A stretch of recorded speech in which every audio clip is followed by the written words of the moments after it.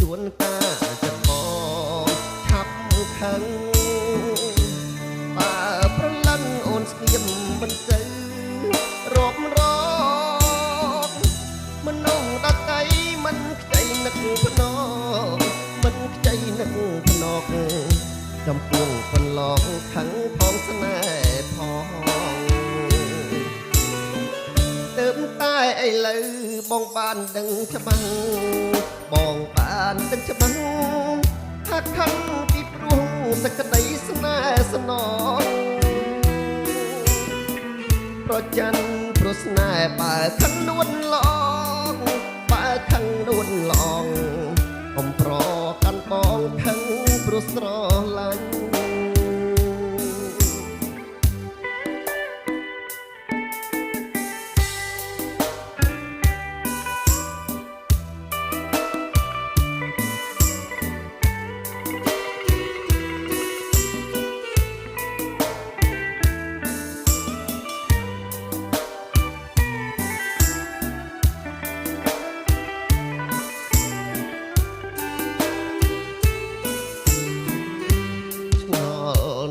ជួនកាចិត្តប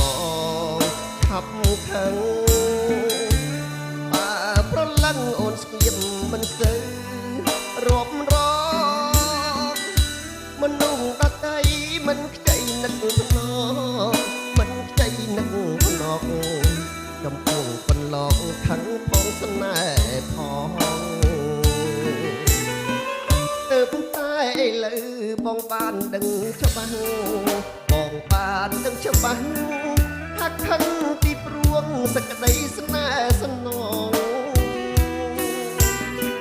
ប្រច័នព្រោះស្នេហ៍បែកខឹងនួនឡងបែកខឹងនួនឡងកុំប្រកាន់បងខឹងព្រោះស្រឡាញ់កុំប្រកាន់បងខឹងព្រោះស្រឡាញ់កុំប្រកាន់បងខឹងព្រោះស្រឡាញ់